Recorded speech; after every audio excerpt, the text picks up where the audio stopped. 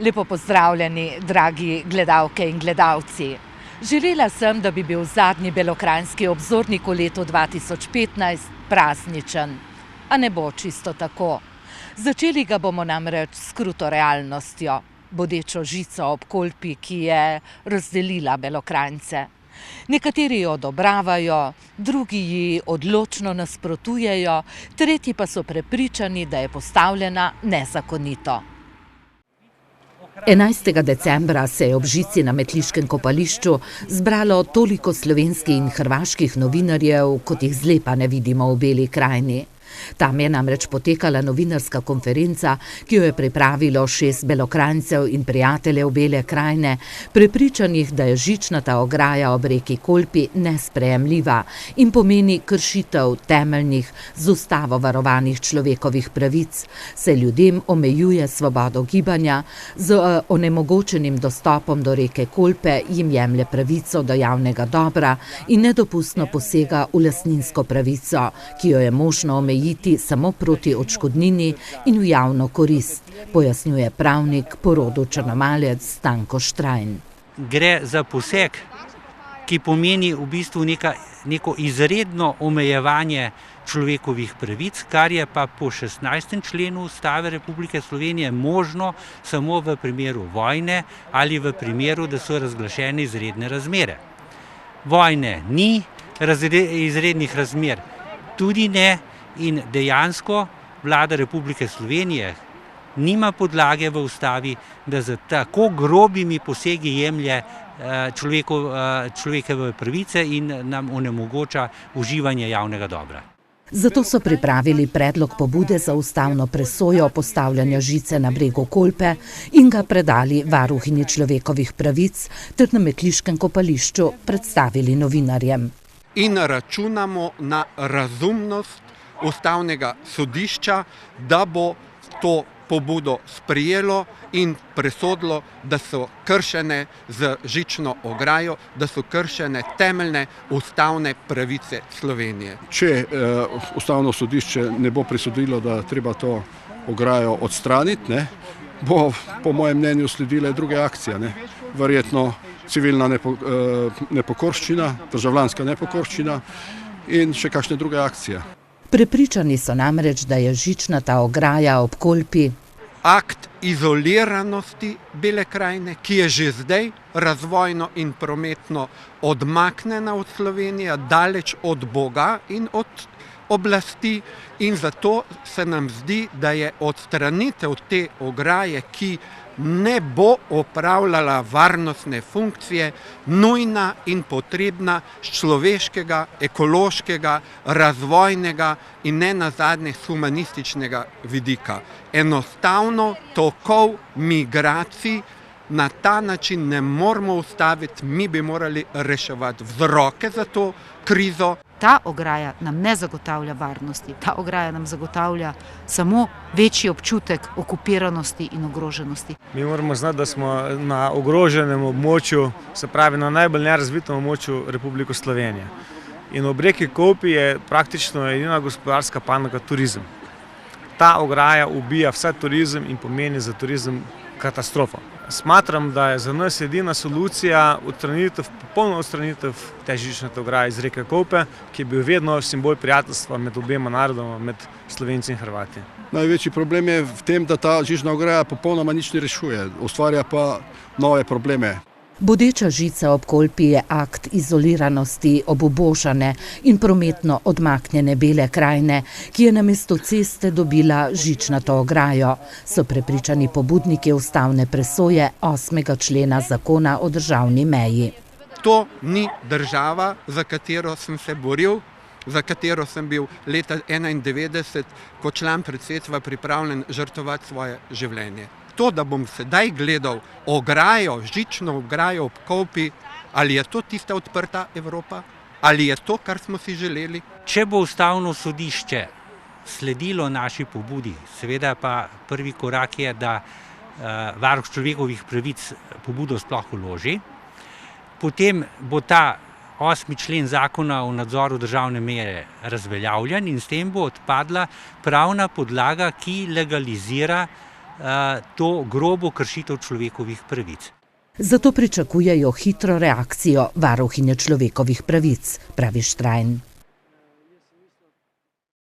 Kljub temu, da so pobudo za ustavno presojo poslali varuhinji človekovih pravic že 10 dni pred novinarsko konferenco v Metliki, pa po naših informacijah do začetka tega tedna še niso prejeli odgovora. Je pa na povabilo županje sredi minulega tedna v Črnomelj prišel državni sekretar na Ministrstvu za notranje zadeve Andrej Špengo. Mladi so ga pričakali s tihim protestom in zgovornimi transparenti, kot so: žicali smo cesto, vsilili ste nam žico, nočemo biti slovenski geto. V bistvu smo se zbrali tukaj, ker mislimo, da je ta žica na Kolpi smrt za Belo krajino. Če bo ta žica ostala tukaj do poletja, mislim, da se bodo pokopali še tiste zadnje majhne razvojne šanse za razvoj Bele krajine. Mislimo, da je to žico nujno treba odstraniti. Podobno so menili tudi zbrani v sejni sobi, predvsem tisti, ki se ukvarjajo s turizmom. Mi se lahko po mojem pogovarjamo samo o tem, o popolni odstranitvi ograje. Kako ne mi vabimo turiste v neokrnjeno naravo, če imamo tukaj žiletko, ki je nevarna za ljudi in živali? Jaz mislim, da je ocena nevarnosti ali tveganja, da bodo tukaj begunci prišli, bila napačna in ste nam to vsilili tukaj v to naravo, v to zavarovano območje narave, ste nam vsilili ta tujek. Šli vprašati ljudi, ki živijo v Kolpi, mislim, da je 90% takih, ki so za takojšnjo ograjo odmakniti, ali pa celo še več. Vkolikor bo ta migracijski tok pojenjal, da tega migracijskega toga v spomladanskih mesecih več ne bo, je nam vsekakor želja, da se tudi tehnične ovire odstranjujejo in jih bomo odstranjevali. Vendar trenutni podatki kažejo, da se migracijski tok na balkanski poti ne umirja. Dnevno v Slovenijo prihaja do 5000 migrantov, do današnjega dne v Slovenijo prišlo več kot 330 000 migrantov. In nikakor si ne želimo, da bi v Sloveniji povzročili humanitarno krizo, zato postavljamo tudi te tehnične ovire. Mejo, ko je prej Andrej rekel, varujemo ljudje, ki živimo ob njej. Noben policist, niti noben vojak je ne bo tako čuval, kot bomo mi čuvali. Povežite se z nami, pridite k nam, pogovarjate se z ljudmi, pa bomo videli, kaj se lahko da narediti. Sam mrežo odstranite. Mi imamo samo Kolpo pa naravo. Zgubili smo vse. Pošto, ambulanto, zdaj imamo še šolo, zdaj ste nam že degradirali to, kar imamo, naravo. Pri nas so začeli postavljati to mrežo, krasno ob Kolpi, lepo okrašeno. Imamo zdaj vse skupaj in tam nekje po 3 kraljih se začne postavljati lučke in upam, da se bodo takrat postavila tudi ta mreža ob Kolpi. Me zanima, kdo bo odstranil to ograjo. Nišče Če bo stala tukaj 5 let, bo zarasla. Če bo jutri narasla Kolpa, jo bo odneslo mogoče tudi na sred vode. Tega se v Ljubljani ne zavedate. Poskušali bomo narediti vse, da se negativni učinki bodeče žice zmanjšajo na minimum, je poudaril Špengo. Prvi korak so že storili zamenjavo bodeče žice s panelnimi ograjami ob kampih v Vinici ter kopališčih pri Benetiču in v Metliki. Podobne rešitve pa načrtujejo tudi pri drugih kampih, kopališčih, vstopno-izstopnih točkah za čolnarjenje in ob jezovih. Vsekakor bomo prehodne točke dostopa do Kolpe omogočili. Mi se z lokalno skupnostjo in pa z občinami pogovarjamo in v bistvu smo se že izmenjali podatke o teh lokacijah oziroma mikrolokacijah. Mi si bomo prizadevali, koliko je v skladu z možnostmi, da te zadeve bistveno omilimo.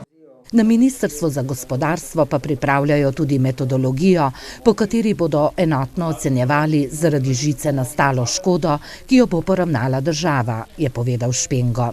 Mislim, da ste prišli popolnoma nepripravljeni sem. Govorite o odškodninah. Slovenija, republika, nima nobenega mehanizma za odškodnine. Kako boste izplačali odškodnino vinogradniku, ki bo prodal manj vina, ker bo manj turistov?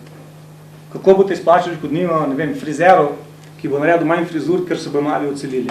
Kako boste izplačali odškodnino trgovini, ki bo imela manj prometa, ker bo manj turistov in manj prebivalcev? To je popoln blef.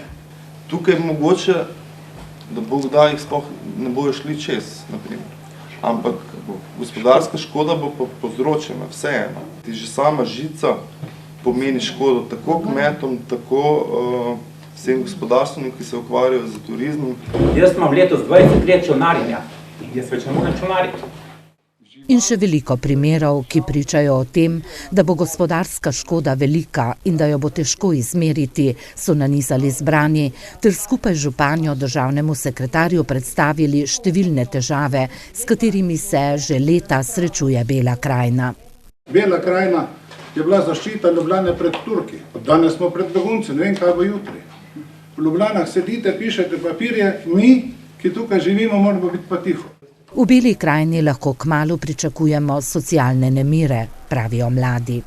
Pokolpje je okrnjeno, ceste nimamo, zdaj imamo žico tukaj, se pravi, čez poletje bo ukinjeno okoli 200 delovnih mest. In kaj bomo mi zdaj? Bomo še sami ekonomski migranti. Državnemu sekretarju so na sestanku pokazali tudi fotografije košut in srn, ki so se zapletle v želetasto ograjo in poginile v bolečinah. Poglejte tu sliko. To je najokrutnejša oblika zankarstva. Državni zankari ste. Pogovarjamo se z Lovsko zvezo in dogovoru z njimi smo na območju črnomajske občine že odstranili žico in spostavili 11 prehodnih mest za divjad, je povedal državni sekretar. Postavljajo se dodatna kemična odvračala, postavljali se bodo električni pastirji in vse te ograje se tudi opremljajo z trakovi, šelestečimi šumečimi, ki prav tako odganjajo divjad. Tudi z ribiči se dogovarjamo, skratka, poskušamo narediti vse, da omilimo posledice ograje, za katero upamo, da jo bomo še pred prihodnjim poletjem odstranili, je razlagal Špengo, a večine zbranih ni prepričal. Če bi vedel, da bo tak sestanek iz sončne Poljanske doline, sploh ne bi bilo v Črnomelj. Mislim, da je bilo sporočilo sekretarju popolnoma jasno, žica mora iti stran, to je naša edina zahteva. Jaz se samo srčno želim, da bi nas pomlad ugotovili, da ne bo teh nevarnosti za prihod migrantov in da se bo ta žičnata ograja odstranila. Predvsem pa si želim, da kakorkoli bilo, da ne naraste kolpa in da ne odnese te ograje v samo strugo, ker vemo, kakšne bodo posledice. Pa bodi dovolj o bodeči žici, ki ostaja ob kolpi, in zagotovo bomo o njej govorili tudi prihodnje leto. Tokratni obzornik pa nadaljujemo praznično. Najprej vas vodimo na božično-novoletni koncert Črnomaljske godbena Pihala, ki bo prihodnje leto praznovala 150-letnico.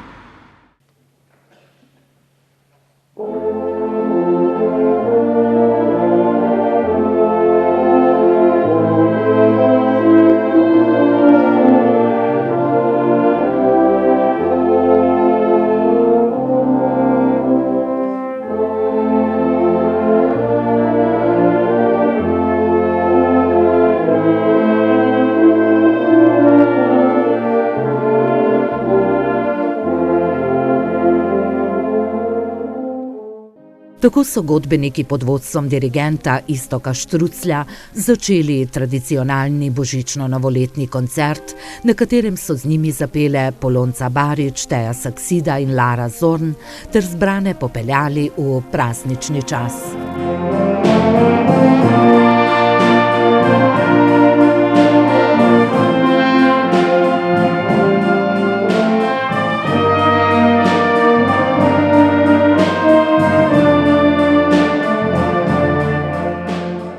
V zadnjih 2 letih se je sestava godbe zelo pomladila, saj se jim je pridružilo 15 mladih godbenikov, učencev glasbene šole Črnomelj. Kemija je idealna, odlična. Že to je dokaz, da ko treba kaj narediti, stopimo skupaj, zrihtamo prostore, zrihtamo koncert, karkoli, tako da mislim, da nimam kaj tu pripomb nad delom. Leta 2006, ko smo praznovali 140-letnico, smo pričeli z obnovo godbene hiše, ki je bila sicer nujno potrebna. Uredili smo vadbene prostore, povečali prostore, naredili tudi zvočno izolacijo, da je prostor bolj suh, da se lažje vadi. Letos pa so z lastnim delom in pomočjo donatorjev uredili podstrešje hiše in tako pridobili manjšo godbeno sobo in prostor za arhiv.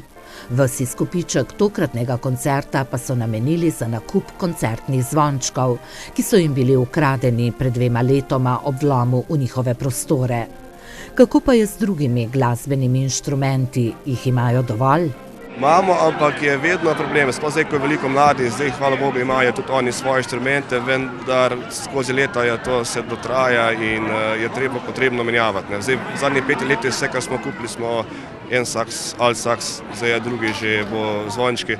Torej, zdaj nekako gledamo, da bo mogoče do druga leta še baterija, bobni, cel komplet, tako da skozi treba obnavljati. Dotrajane pa so tudi njihove uniforme. Tokrat so sicer nastopili v praznični koncertni obleki. Do maja prihodnje leto, ko pripravljajo slovesnost ob njihovi 150-letnici, pa bodo, zahvaljujoč občini Črnomelj, dobili tudi nove uniforme. Krojač je že bil pri nas, tako da do obletnice naslednje leto bomo imeli uniforme spet pokompletirane. 150-letnico, katere častni pokrovitelj bo predsednik države Borut Pahor, bodo obeležili s prav posebnim koncertom, na katerega se že pripravljajo. Tokratnega pa so sklenili z božično pesmijo in glasbo.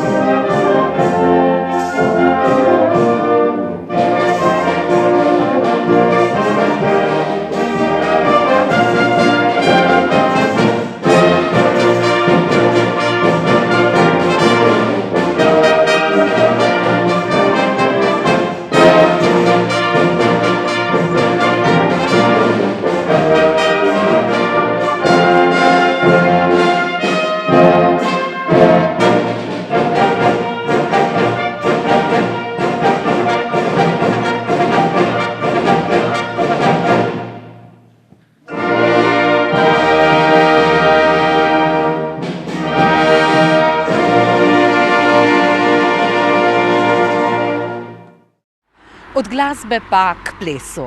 Folklorna skupina Dragatuš je že 25. leto zapored pripravila celovečerni nastop v Črnomaljskem kulturnem domu, ki je tudi tokrat navdušil občinstvo.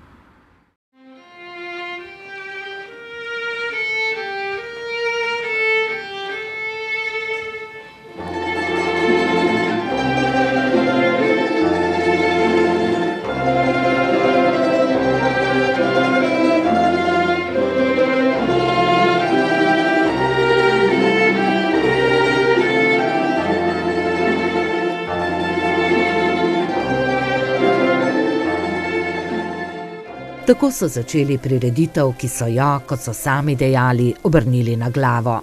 Takoj zatem so namreč na oder prišli vsi ustvarjalci večera in zbranim, med katerimi je bil tudi znani etnokoreograf Mirko Ramovš, voščili vse dobro v novem letu. Ramovšu pa zapeli. Srečno, srečno, dragi Mirko, želimo ti mnogo let, še mnoga leta srečen bodi, na mnoga leta živijo. Mirko Ramovš, s katerim dragatuški folkloristi že 5 let odlično sodelujejo, je namreč oktobra praznoval 80. rojstni dan. Zato so zanj pripravili pravo belokranjsko voščilo in mu zapeli več belokranjskih napitnic. Na 4 ogled, okoli te mizice glaže gre, le primi Mirko roke glaž, izpita za kratek čas. Le primi Mirko roke glaž, izpita za kratek čas. Medtem ko se je Ramovš zahvaljeval za voščilo, so folkloristi odšli z odra in se vrnili s tipičnim belokranjskim kolom.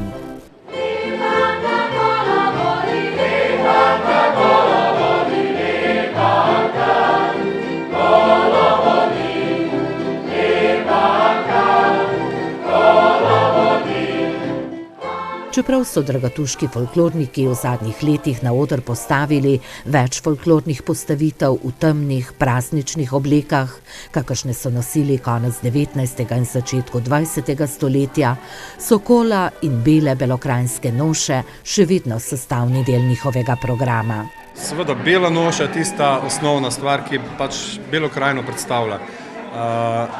Kot prvi smo pred par leti postavili to srednjo Belo krajino z tako imenovanimi pražnimi nošami, kostumi in smo vsako leto postavili pač eno novo postavitev odrsko. Zdaj letos zaključujemo, bi rekli, to trilogijo. Trilogijo odrskih postavitev, pri kateri jim je veliko pomagal etnokoreograf Mirko Ramovš.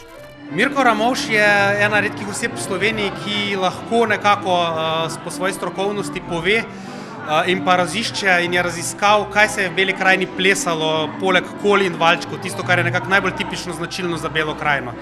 Tako da to 5-letno sodelovanje je prineslo veliko rekonstrukcij, s tem, da smo člani folklorne skupine Dragatuš naredili sami ogromno terenskih raziskav po Beli krajini, godcev, pevcev, no in on je na podlagi viš različnih potem in pa svojih terenskih raziskav v preteklosti napisal, kateri plesi, ki še nikdar niso bili na področju Bele krajine zapisani, so se tukaj tudi plesali. Člani folklorne skupine Dragatuš pa smo iz teh plesov potem naredili različne odrske postavitve z različnimi zgodbami. Odrsko postavitev na placu in Migača so občinstvu že predstavili. Tokrat pa so v srednjem delu večera premierno izvedli tretjo postavitev z naslovom S polčko naokrog, nič ne šparaj nog.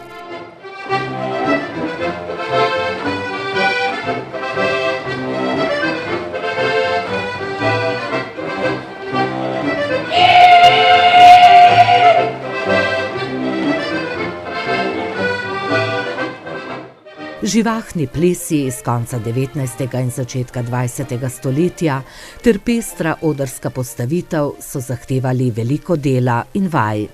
A niso le vadili. V letošnjem letu, ko so gostovali tudi v Nemčiji, so dragatuški folkloristi nanizali tudi veliko nastopov. Približno imamo vsako leto okrog 25 nastopov odrasla skupina in še skoraj 20 otroška skupina, tako da skupaj gremo tam 45 do 50 nastopov letno. Ob tem pa se lahko pohvalijo, da njihova folklorna skupina nima težav s plesalci. Dobro je to, ker nam stari člani ne zapuščajo skupine, to je predvsem zelo dobro, ker pri večini skupin se dogaja, da odrasli kot nekje ustvarijo neke družine in tako naprej, se potem enostavno ni več časa za to. Pri nas na srečo zaenkrat odrasli ostajajo, vem, da pa so pod velikim pritiskom, ker tudi mladi prihajajo.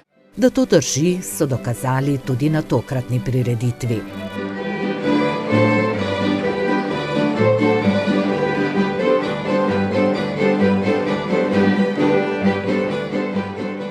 Otroška skupina je vsako leto boljša. In mislim, da bo prihodnje leto že po času treba razmišljati o tem, da bomo tudi določene člane že po času, po potrebi seveda, vključevali tudi v odraslo skupino, ker zelo pridno in dobro delajo. Zato se ni bati za prihodnost dragatuške folklorne skupine, ki skrbi za podmladek in ima veliko izkušenih članov. V njihovih vrstah pa je tudi veliko glasbenikov in odličnih pevcev, kar so dokazali tudi na tokratnem barvitem in pestrem celovečernem nastopu.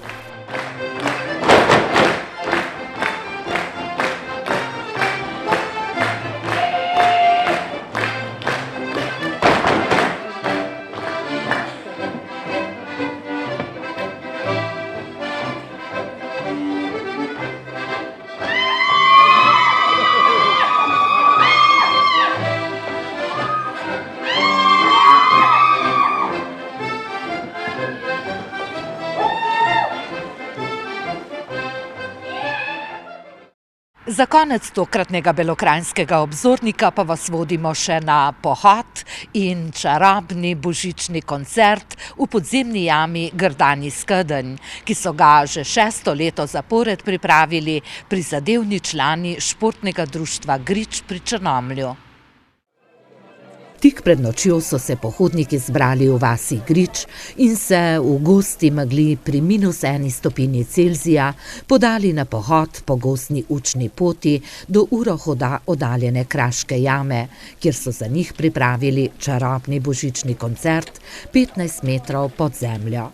Letos jih je bilo sicer precej manj kot lani. Te ljudje, ki jih danes ni tukaj, so mislili, da je megla vse povsod taka, kot je dol. Tu gor je pa prekrasno, ne?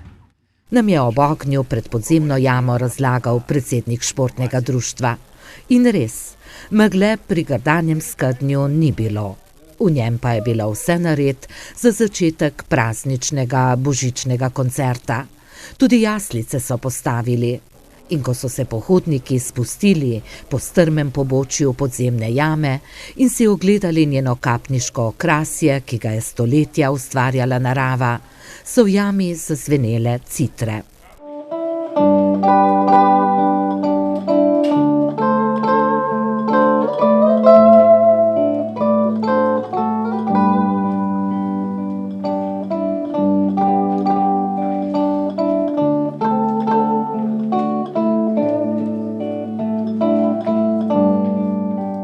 Tako je najbolj znana slovenska citrarka Tanja Zajc-Zupan začela čarobni koncert pod apnenčastimi kapniki, na katerem so ob njeni spremljavi ubrano prepevali Stiški kvartet in Teja Saksida.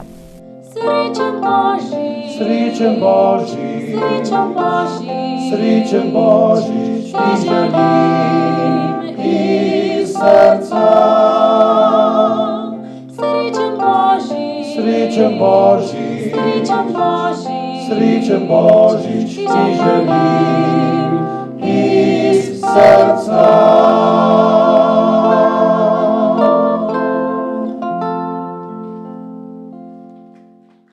So s pesmijo voščili zbranim, ki so si ob spremljanju koncerta pod apnenčastim okrasjem dodobra ogreli dlani in ob koncu zapeli skupaj z njimi.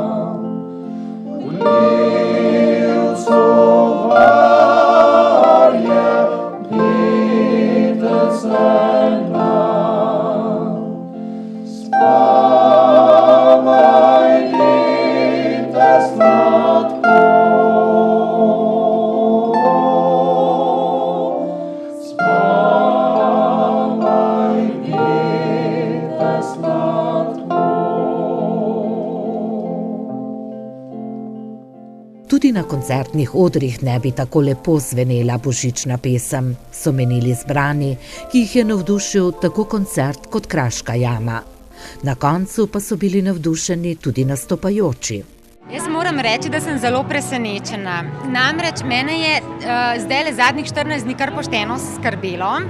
Namreč v jami je ponavadi zelo mrzlo in danes se je izkazalo, da je to res, ne. Skratka, v prste me malo zebe, ampak moram reči, da je zelo prijeten ambient, prijazni ljudje, organizator je vse pripravil od strehce do elektrike in sem res vesela, sploh pa rada delam s Stiškim kvartetom in pa s Tejo Saksida, tako da sem res vesela, da sem danes delila ta lep dogodek tukaj z domačini. Čeprav na citre ni enostavno igrati v mrzli jami. Problem je, ker imajo citre kovinske strune in to, ko postane enkrat mrzlo, je res neznosno. Ampak je nekako kar šlo, no, morda kakšen tonček ne ravno tako, kot sem si želela, ampak se pravim, smo kar se lepo imeli to urco. Tudi člani Stiškega kvarteta, ki bodo prihodnje leto praznovali 25-letnico in so navajeni prepevati v podzemni jami, so bili navdušeni. Jaz sem prvič tle bil in mi je bilo zelo všeč, tudi zelo veliko ljudi in dobro so nas sprejeli, upam, da je bilo v redu in tudi zeblo nas ni dosti, ker so organizatorji poskrbeli za tako luštno peč gor na odru. Zeblo pa ni niti Teja Saksida, ki jo Belokranjci najbolj poznajo kot pevko preloških muzikantov. Super, presenečena sem bila, zelo je lepo. Očitno je letos leto jam zame, ker v bistvu grem jutri tudi na vajo pa v Postojnsko jamo, ker tam sodelujem pri živih jaslicah, tako da res sem bila presenečena, zelo je lepo. A priprava takšnega koncerta v kraški jami sredi gozda, ki sicer ni osvetljena, zahteva veliko dela in priprav. Ja, ogromno dela je, ampak smo uigrana ekipa. Tako da, če tega ne bi imeli, bi bo skoraj december dolg čas. Zato prizadevni člani športnega društva Grič, ki so poskrbeli za prijetno vzdušje, tople napitke in prigrizke tudi pred grdanim skednjem, obljubljajo, da bodo pohod in božični koncert pripravili tudi prihodnje leto. Toliko nam je uspelo strniti v zadnji Belokranjski obzornik v letu 2015. In kaj naj vam rečem ob koncu? Želim vam vse dobro v letu, ki prihaja in srečen Božič vsem, ki praznujete.